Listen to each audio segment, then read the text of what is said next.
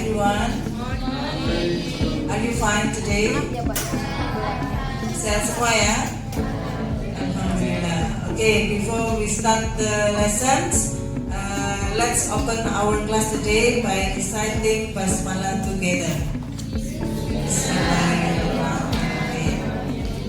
Hopefully, what we have today, apa yang kita dapatkan hari ini, will be useful for you, akan berguna, bermanfaat untuk kita semua. Okay, we still waiting for others ya, masih kita tunggu yang lain. Sebetulnya jamnya sudah lewat, tapi tidak apa-apa, nanti sambil tadi ada yang izin juga, izin telat tadi. Sudah hadir ya di sini tadi. Tadi ada yang izin telat ke Bu Eni, tidak apa-apa. Ya, oke. What we have today is, sudah siap ya dengan materi hari ini untuk yang kelompok tampil, karena kita kemarin sudah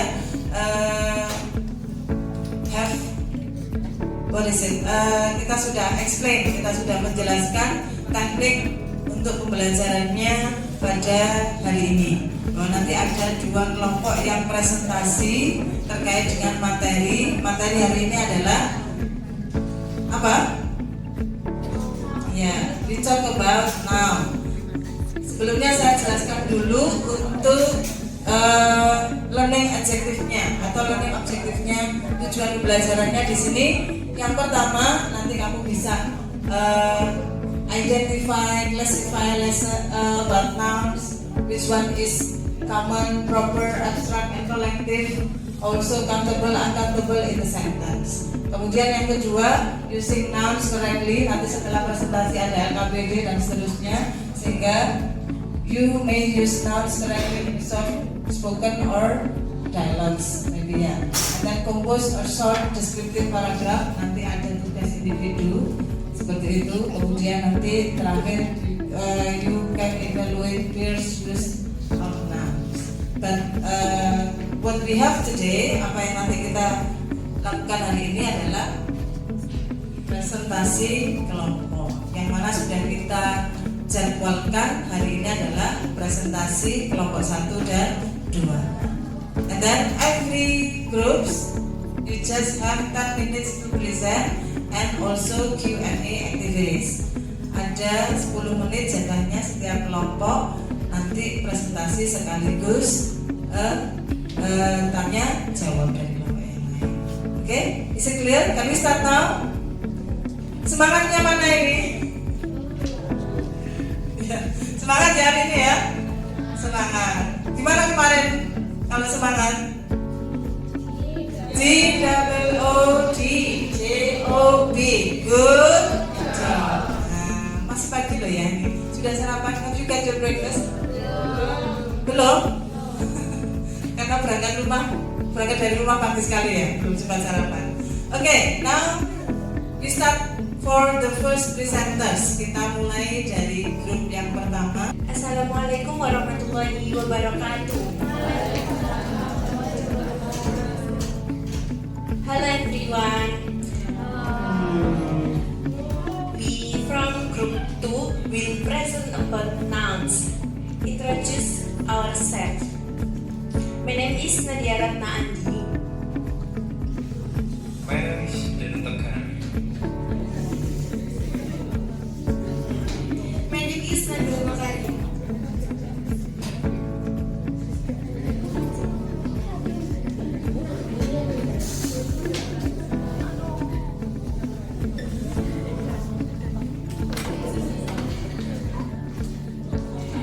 Definition of noun.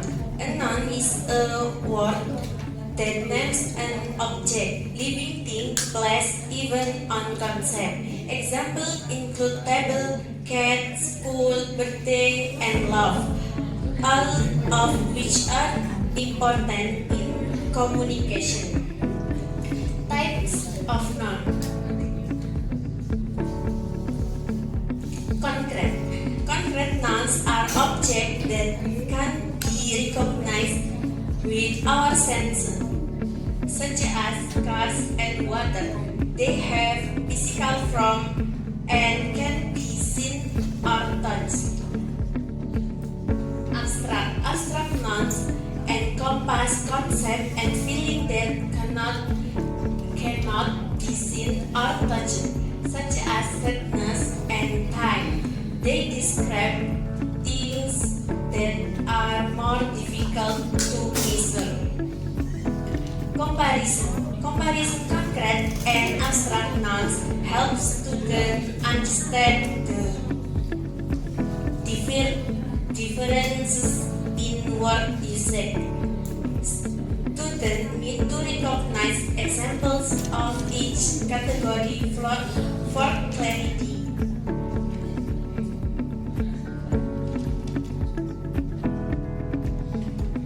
Types of nouns.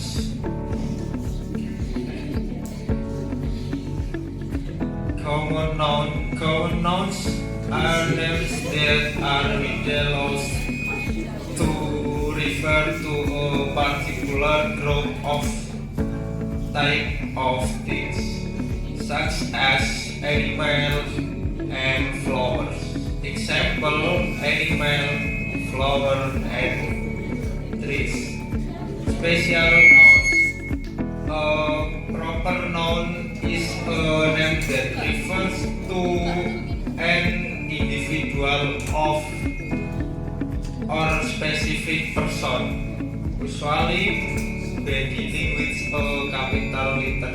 Example: Mimi the cat, Jakarta, and Mount Merapi. Important difference.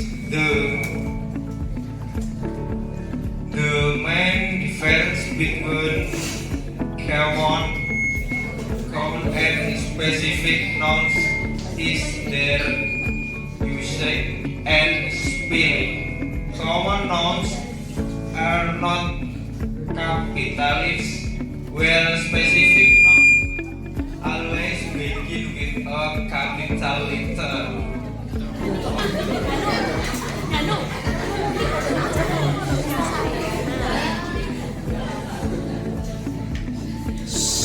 Types of nouns. Singular nouns. A singular nouns refer to a single object, such as a cat. It indicates only one entity, which is clear and easy to understand in a sentence. Plural nouns. Plural nouns include more than one object. For example, glider. Plurals are often formed by indicatile endings or reduplication. Plural formation. To form plural nouns, we can use endings such as an or I. For example, meja becomes mejakan, or the reduplication of anak becomes anak-anak.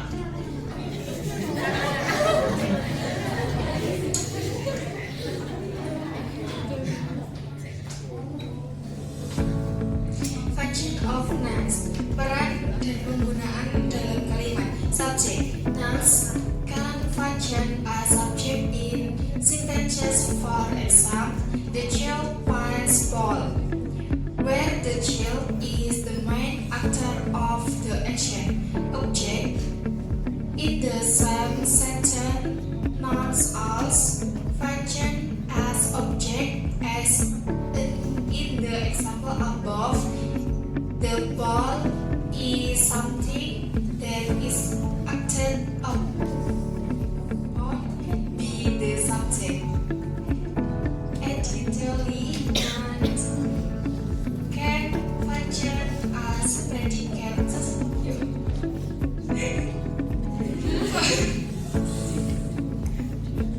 For example, he is my teacher, where the teacher describes the position or identity of the subject in the sentence.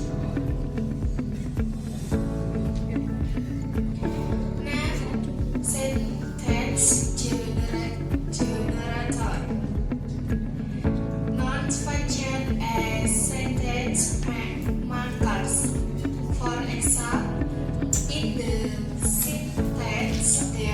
is a cat in my house.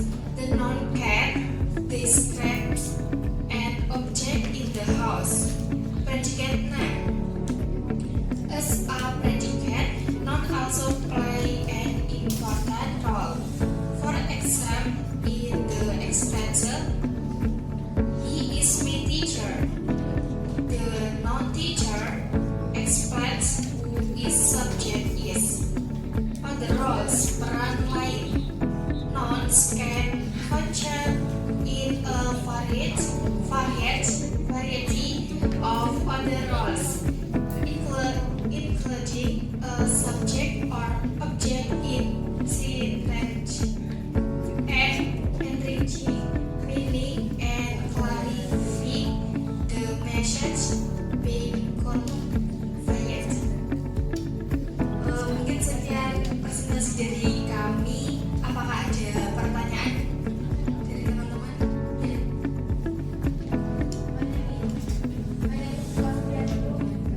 Jelaskan perbedaan antara mana dalam kontrak dan dalam abstrak serta Thank you.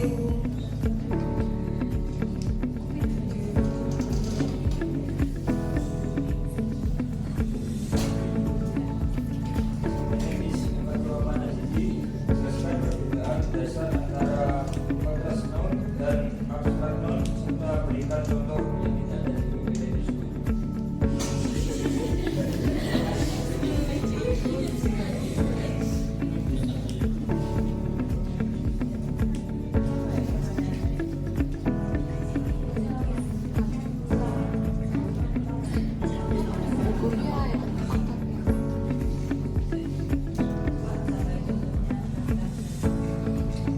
Mungkin saya akan menjawab pertanyaan dari pertanyaan 1. Kata benda konkret adalah merujuk pada benda yang bisa dilihat, disentuh, dirasa, atau diukur secara fisik. Contohnya seperti meja. Meja bisa dilihat dan disentuh. Begitupun dengan buku, objek fisik yang bisa dipegang. Sedangkan kata benda abstrak adalah merujuk pada konsep, ide, perasaan, atau hal-hal yang tidak memiliki wujud fisik. Seperti contoh cinta, perasaan tidak bisa diraba, dan kebahagiaan, kondisi emosional tidak berwujud. Apakah ada tambahan dari Mbak Iva?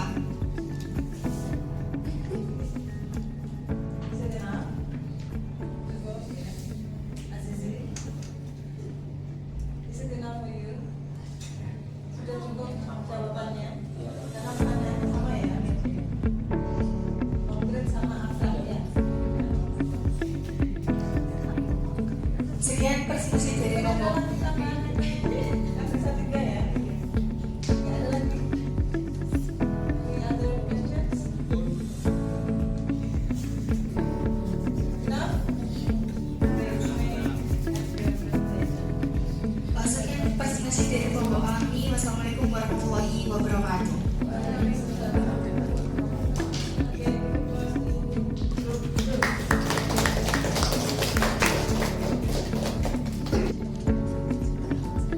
Okay, well, I do appreciate to all of you who has present and also have some question. Saya apresiasi untuk yang sudah presentasi hari ini, kemudian yang bertanya, ya nanti bisa sambil, karena ini baru pertama ya, nanti bisa sambil diperbaiki supaya kelasnya lebih aktif seperti itu ya. Oke, for the material, untuk materi yang sudah disampaikan oleh teman-teman kalian tadi, I think it's complete ya, sudah lengkap terkait dengan noun. Tapi nanti mungkin saya lebih menegaskan kembali ya, supaya nanti kalian lebih memahami apa sih noun itu ya. Tapi for the whole presenters, untuk keduanya yang presentasi tadi sudah menyajikan materinya dengan cukup atau sangat lengkap. Prediksi saya tadi hanya sampai pada function atau types-nya, tapi sudah sampai mendalam ya tadi, baik kelompok 1 maupun kelompok 2.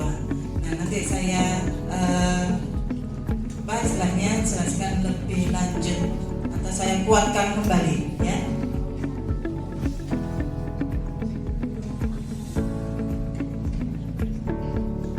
kalaupun tadi ada salah ucap atau salah pronunciation, nah wajar ya, karena you are not basically English to student ya, jadi tidak apa-apa, nanti bisa diperbaiki sambil apa istilahnya aktivitas sehari-harinya. Oke.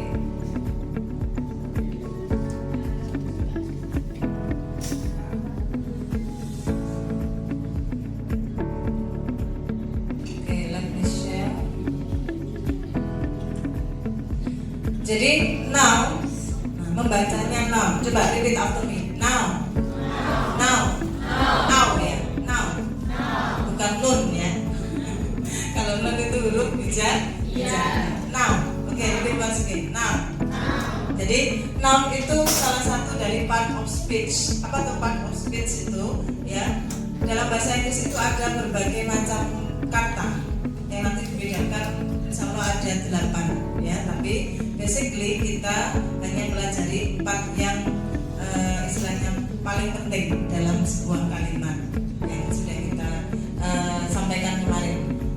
Oke.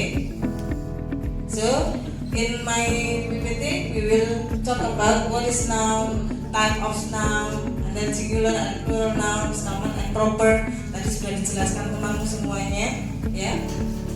Nah, what is noun? Nouns are word that names. Nouns itu kalau diartikan dalam bahasa Indonesia kan kata benda ya. Apa kata benda itu? Jadi kata yang name people, memberi nama. Jadi sebuah penamaan for people, orang, atau mungkin place, tempat, atau things, benda-benda yang lain. Benda-benda yang lain contohnya meja. Ini kan benda ya. Yang namanya benda itu kan bisa kita sentuh, bisa kita lihat, bisa kita rasakan. Ya, intinya itu ya. Oke, jadi people, place, or things. Nah, in the sentence, for example like this, ya. Sarah, a teacher from London, visited the park with her students and brought a book about the Statue of Liberty. Nah, kalau dari kalimat ini banyak sekali kata benda yang muncul. Yang pertama, there is one proper noun. Apa itu proper noun? Nanti saya jelaskan. Di situ ada Sarah. Kemudian one common noun referring to a person. Ada kata benda yang merujuk pada orang. Apa di situ? Teacher. Ya. Two proper nouns. Ada 2 proper noun di situ, yaitu London and Statue of Liberty. Kemudian ada 3 common nouns. Ada park, student, and book. Apa tadi proper atau common? Nanti kita lihat ya. Nah, type of noun tadi kan merujuk ke beberapa 3 hal tadi ya. Bisa people, place, atau things. Nah, yang pertama people dulu. Nah, people itu apakah people itu? Orang, ya kan? Jadi kamu itu juga termasuk kategori noun, termasuk golongan kata benda. Ya. People di situ, people are noun that refer to individuals. Jadi bisa perorangan atau seseorang ya. Kalau singular berarti one, kalau plural berarti more than one. Contohnya di situ ada girl, boy, ya, itu atau teacher, doctor. Nah, ini merujuk pada seseorang atau people. Kemudian place, ya, kalau merujuk pada tempat, ya, atau location. Tentu saja terkait dengan tempat. Contohnya itu juga bisa can be singular or plural, bisa tunggal, bisa jamak. Contohnya park, school, ya kan, beach, city. Nah, itu kalau golongannya place tadi. Nah, kalau benda yang lain atau things represent objects or item tadi ya, seperti yang jelaskan, bisa dilihat, disentuh ataupun dirasakan ya. Itu juga bisa nanti singular plural sama. Contohnya di situ ball, book, chair, table gitu ya, and then toy dan sebagainya. Selain orang dan tempat tadi. Nah, ini mungkin tadi bisa menjawab pertanyaannya Najwa ya. How to recognize a noun in a sentence? Ya, tadi juga sudah dijelaskan kelompok 2 kalau tidak salah tadi ya. Kelompok 2 tadi menjelaskan fungsi dari noun itu bisa sebagai subjek, bisa sebagai objek. Maka how we recognize, bagaimana kita mengenali sebuah kata benda di dalam sebuah kalimat hanya dengan 2 pertanyaan, yaitu who dan what. Misalnya dalam kalimat misalnya dalam kalimat the cat is sleeping, ada kalimat the cat is sleeping. Maka untuk mengetahui kata bendanya di mana, pertanyaan hanya ada 2 di situ.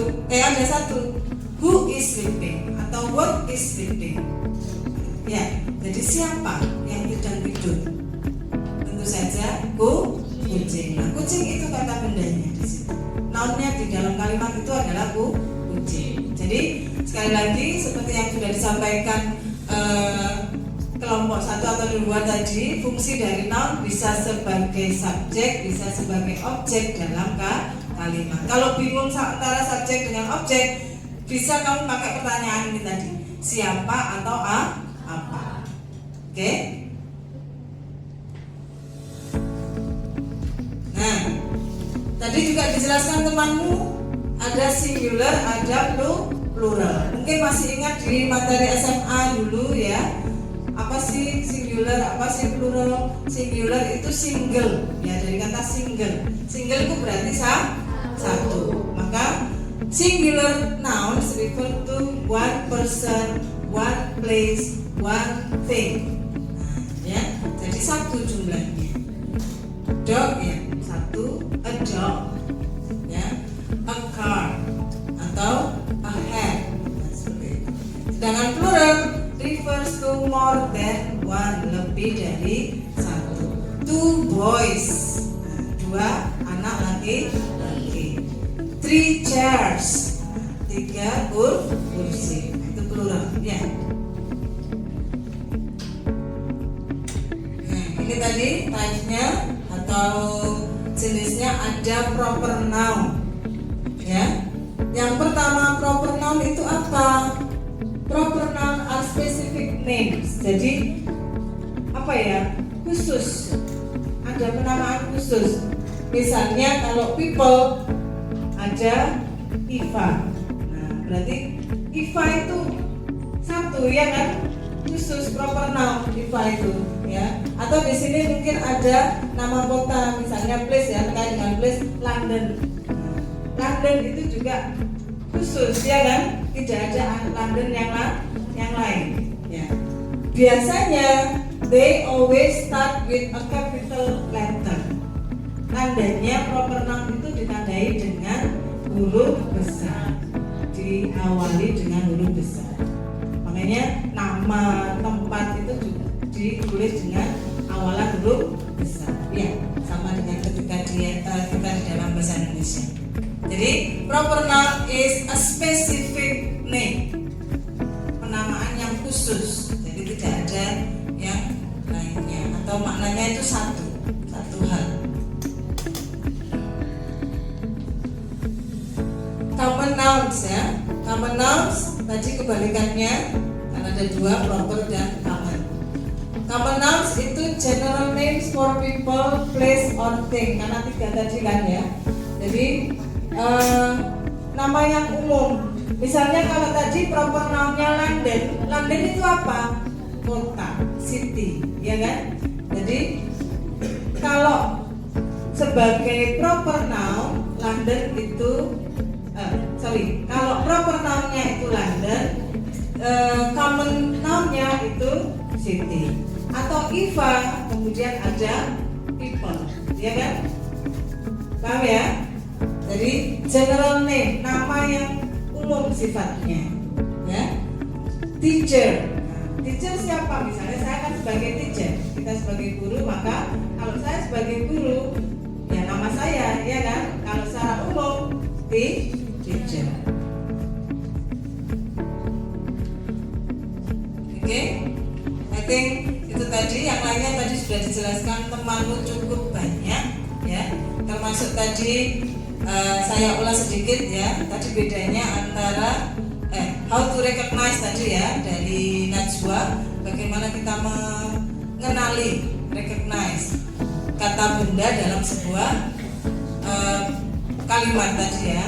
Jadi bisa menggunakan, kalau kamu paham tentang subjek dengan objek kalimat, biasanya kata benda itu fungsinya sebagai subjek atau objek kalimat.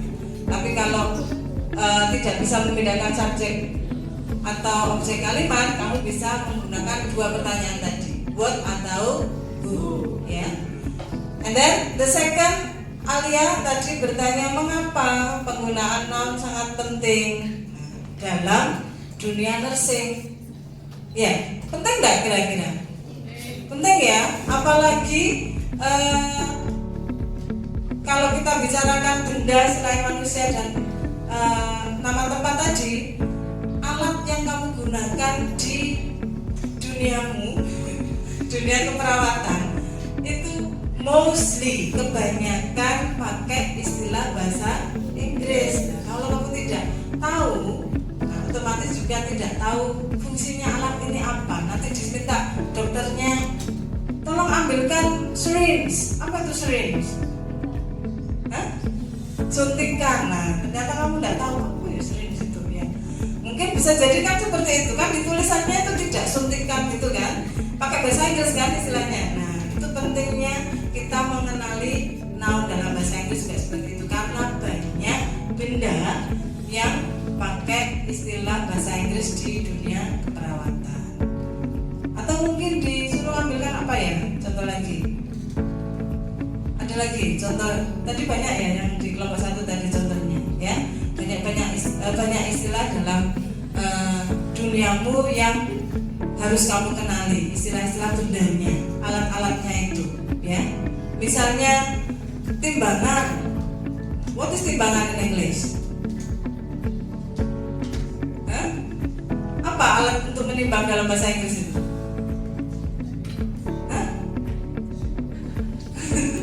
Apa? Ada yang tahu? Atau mungkin disuruh dokternya tolong ambilkan apa namanya, alat untuk ngecek apa, tensi darahnya. What is in English?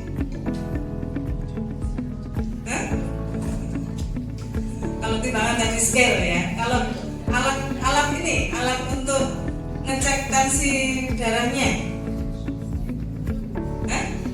Nah, kok PR sampai kudu ngelis data ya. Ketika dilihat ini apa ya bahasa Inggrisnya? Ini apa ya bahasa Inggrisnya? Harus tahu itu ya. Karena ya, walaupun kamu tahu oh ini namanya ini dalam bahasa Indonesia, suatu saat nanti bisa jadi kamu ketemu alat baru terus ada tulisannya bahasa Inggris, nggak ngerti ya. Makanya ini manfaatnya kenapa bahasa Inggris juga diinkludkan ke dalam mata kuliah kalian seperti itu. Oke, jadi so it is very important ya, kepentingannya itu. Kemudian tadi pertanyaan untuk kelompok 2 dari Iva ataupun Azizi sama, apa perbedaan antara konkret dengan abstrak noun ya. Tadi yang disampaikan oleh temanmu sudah betul ya, itu tadi perbedaannya. Jadi konkret itu kan artinya apa? Nyata ya, yang bisa kita lihat, kita sentuh tadi. Sedangkan abstrak itu tidak nyata. Jadi kaitannya biasanya terkait dengan feeling, idea ya. Tadi dibahasakan kalau misalnya cinta. Nah, cinta tahu wujudnya cinta, enggak kan? Nah, itu abstrak, tapi dia termasuk dalam kategori kata benda. Cinta adalah love is apa misalnya. Nah, love di sini dia bukan sebagai kata yang lain, tapi sebagai kata benda, termasuk golongan abstrak. Oke, is it enough? Any question so far? Paham ya sekarang? Jadi kalau untuk kategorinya hanya ada 3 kategori tadi. Jadi nouns itu hanya names, people, place, and things. Ya, oke, itu. Jadi yang termasuk kategori orang, tempat, benda itu semuanya adalah nouns. Ya, oke, is it clear for you? Nah, untuk membuktikan kamu jelas atau tidak dari yang sudah dijelaskan temanmu ataupun saya jelaskan, now we go to group discussion. Saya ada LKPD, nanti di sini ada student worksheet, bisa dikerjakan, nanti saling bertukar jawaban seperti itu. Bisa nggak kalian mengidentifikasi? Ya, oke. Minta tolong Bu Rizky dibagikan ke kelompok satu-satu. Nanti individu ada sendiri. Ya.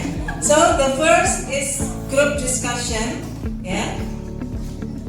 Nanti kamu terima LKPD-nya di sini. Bisa diskusikan dengan kelompoknya, jadi tidak dikerjakan sendiri. Sesuai dengan tujuan belajar kita hari ini, selain kamu memahami apa itu noun, kamu juga harus bisa mengidentifikasi. So the worksheet di situ, student worksheetnya yang pertama ada dua hal ya. Yang pertama ada beberapa kalimat. Nah, please identify. Silakan diidentifikasi. Kamu temukan, kamu cari mana yang termasuk kata, benda atau noun di situ. Kalau sudah, kamu tulis di dalam tabel itu ya. Nah, di dalam tabel itu kamu tulis ke bawah.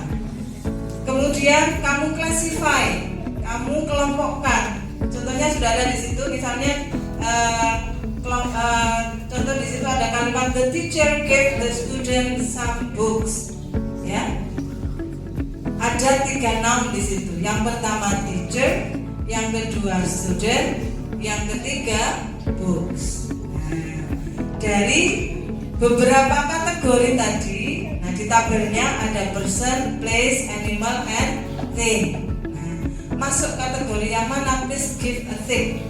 Silakan kalian beri catatan. Oke, instruksinya jelas. I give you 5 minutes to discuss. Nanti setelah itu bisa dipresentasikan di bangkunya masing-masing. Mungkin satu kelompok, karena di sini ada 10, kita ada 6 kelompok. Paling tidak nanti ada 2 atau 3 berkelompok untuk menjawab, mempresentasikan jawabannya. Oke, enough ya? Finish?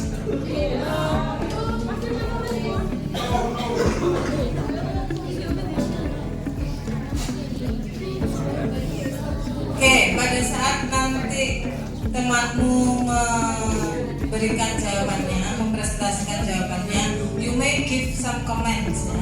Mungkin ada yang tidak sama atau tidak sesuai, bisa memberikan komentar ya. Oke, are you ready group 1? For number 1 and number 1, 2, and 3 ya. Oke. Wants to present first. Siapa yang ingin mempresentasikan dulu? Grup berapa? Grup 2 tadi katanya sudah ready. Ya, please stand up. Others, listen to your friend and give some comments if there is different answer.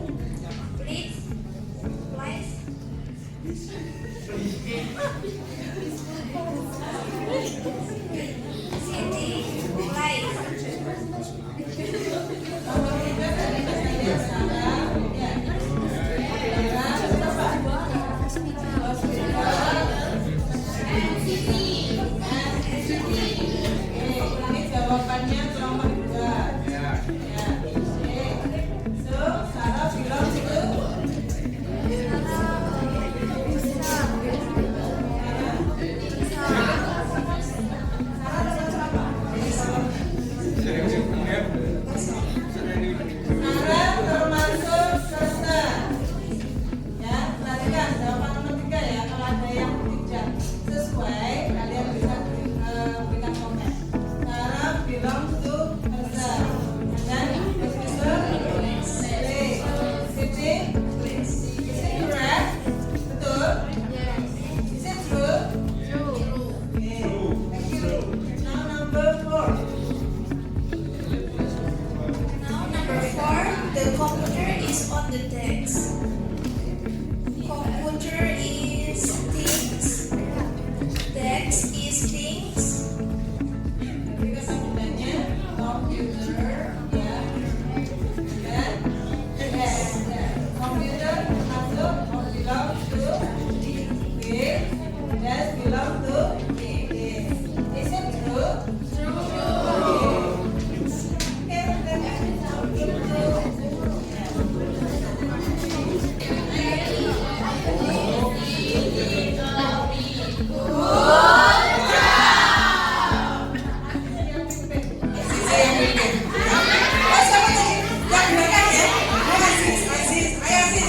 Kamu yang pimpin sis. Oke, coba sis. Kan suaranya tadi menggelegar ya. Oke sis, mana semangatmu gitu sis. Ayo. Mana semangatmu? C-O-D J-O-B. Good. Oke, thank you Aziz. Oke, now let's see ya. Ada beberapa kata yang saya tandai merah. Nah, kenapa? Ini hati-hati ya. Secara independently, kalau dia berdiri sendiri memang bisa dikategorikan noun. Tapi kalau di fungsi kalimat yang Sunday, yesterday, fungsinya itu nanti di materi berikutnya kaitannya dengan adverb. Apa adverb? Kata keterangan. Jadi yang saya tandai merah itu kalau dia berdiri sendiri mungkin bisa masuk kategori noun. Tapi karena ini di sentence, di kalimat, dia nanti termasuk atau fungsinya dia sebagai adverb, kata keterangan.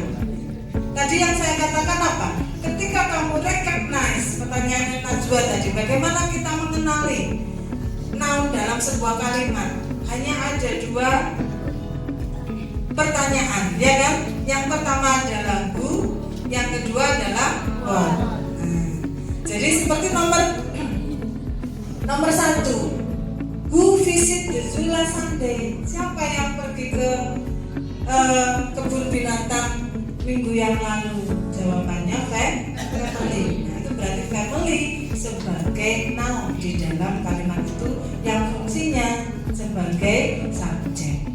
Kalau fungsi kalimatnya di kalimat dia sebagai subjek. Karena fungsi noun tadi hanya ada 2 ya, sebagai subjek dalam kalimat atau sebagai objek.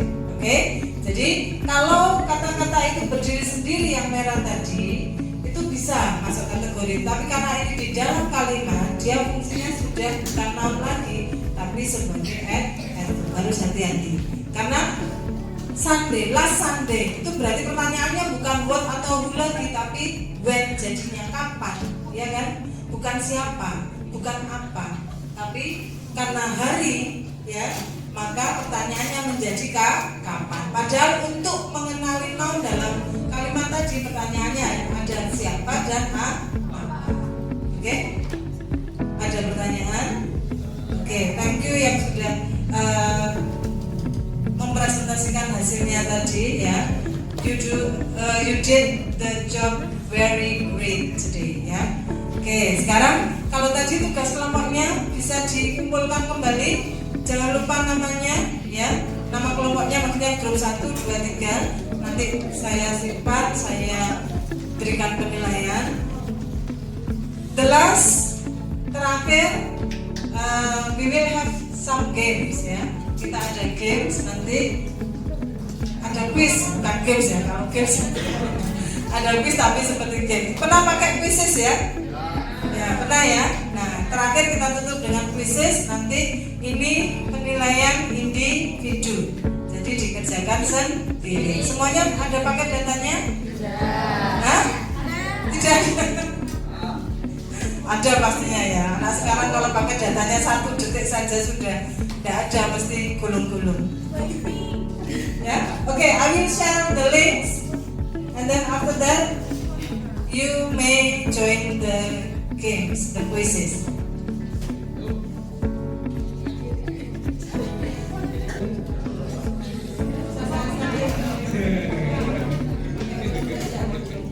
Okay, this is the book. Beri nama aku ya. Supaya nanti nilainya bisa terbaca.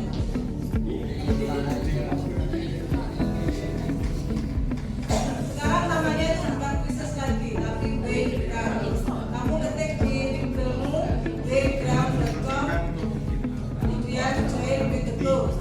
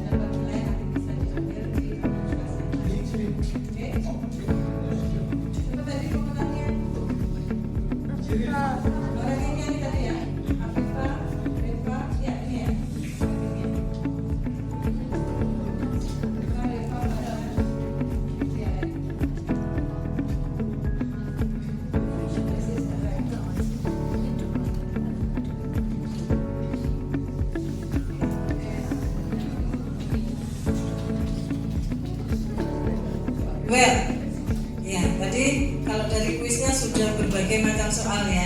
Nah, hopefully you have known about our topic today, ya. Saya harap kamu sudah bisa memahami lebih mendalam apa itu tentang noun materi kita hari ini. Kemudian hasilnya penilaian nanti kita tetap berikan ke Bu Dias. Yang terakhir ini tadi yang individu yang mungkin tidak bisa mengakses, bisa diambilkan penilaian yang lain nantinya di pertemuan ketiga dan keempat. Kan kita masih ada 2 pertemuan lagi ya. Okay, so what do you have for today? Kita refleksi sedikit. Apa yang sudah kamu dapat hari ini? Tentang noun. Ada berapa kriteria tadi untuk noun? 3. Apa saja? People, place, kemudian things. Kemudian ada berapa jenis tadi untuk nounnya? Tuh ya, ada proper and abstract. How to recognize the noun in the sentence? Bagaimana mengenali nounnya di dalam kalimat tadi? How to identify?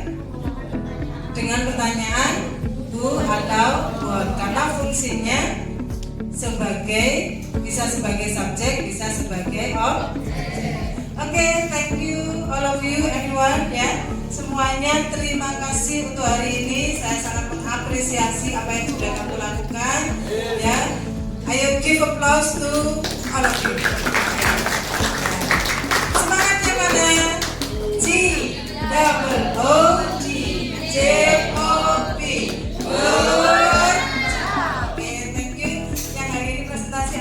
Dari saya termasuk Erika tadi, kemudian yang sudah bertanya juga saya beri gift hari ini. Thank you. That's all for today. Let's close our class by reciting Hamdalah together. Alhamdulillah. See you next time. Wassalamualaikum warahmatullahi wabarakatuh.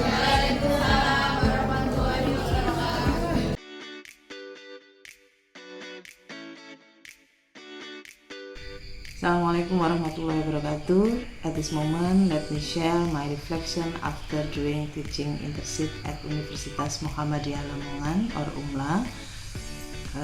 Teaching English speaking and writing to the first nursing student at Universitas Muhammadiyah Lamongan or UMLA was one of my most rewarding yet challenging experience during my internship. With a class of about 57 students, I delivered lessons on grammar topics like noun, adjective, verb, adverb, while focusing on practical application for their future nursing careers.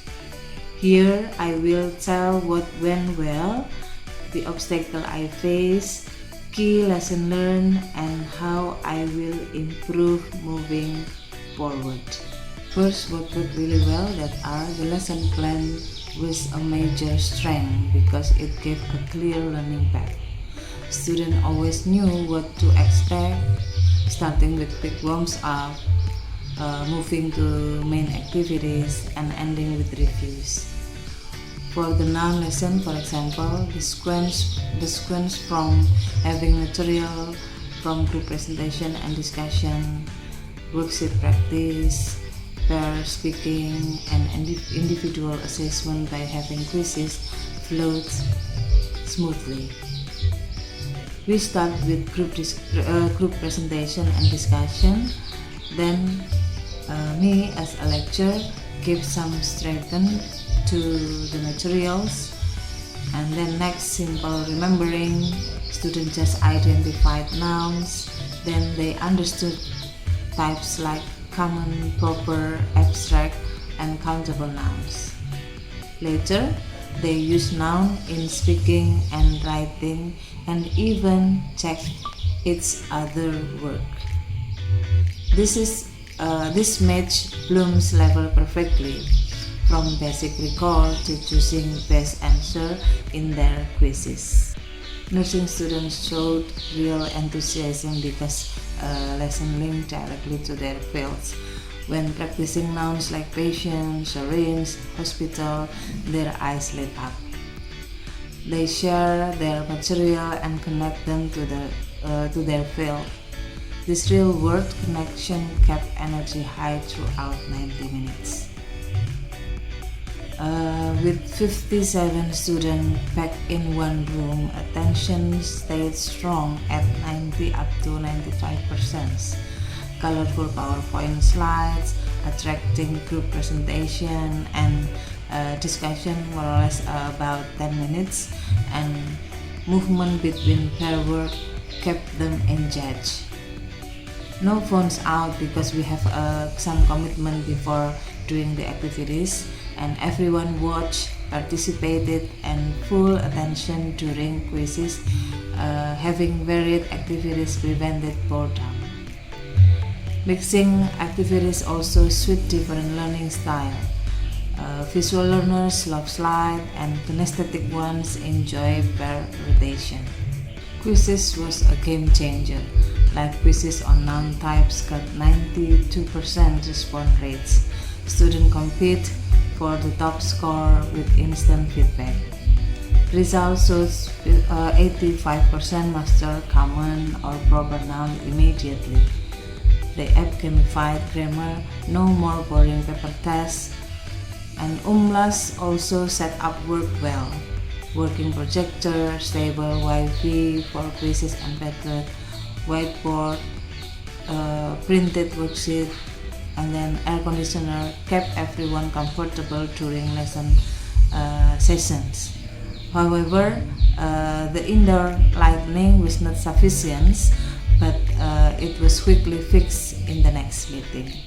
Second is the obstacle I faced. Well, 57 nursing students had zero English background. Many of them confused basic grammar like countable versus uncountable nouns. They also asked practical questions. what are the benefits in knowing nouns for nursing? So, lesson needed extra scaffolding for non-majors. Next, low self-confidence as first-year students. Freshmen hesitated to speak. Cultural science plus new university life is only about 25% volunteered initially. The other obstacle is monitoring 57 was overwhelming. During pair work, 5 up to 6 groups chatted off topic. Answering question needed much time, although they did it in group. In the class, students also range from A1 to B1, so they have different competence in understanding the materials. The last, what I learned and plans for improvement. University teaching differs greatly from schools. Unlike high school, university students expect practical relevance. Nursing kit ignores abstract theory but engage when they connect to the materials to their field, that is nursing. Means that lesson always connect to their careers first. Teaching English to nursing students show me that for non-majors, the subject feel extra, not their main focus, like anatomy or patient care. I learned intrinsic motivation works much better than forcing participation. And then managing 57 students feel like herding cats at first, but I learned powerful lessons from the chaos. Preparation must double for large classes, detail 5 minutes activity scripts and backup plans save every lessons. Peer teaching became my secret weapon. Instead of checking 57 worksheets myself, students swipe paper and underline nouns, cutting by workload by 70%, while reinforcing their learning. Technology equalizes participation, which let while students compete anonymously, boosting response rates from 60% to 95%. Above all, flexibility with rigid plans. When their pair discussion ran long, I pivoted to the group share instead of forcing writing.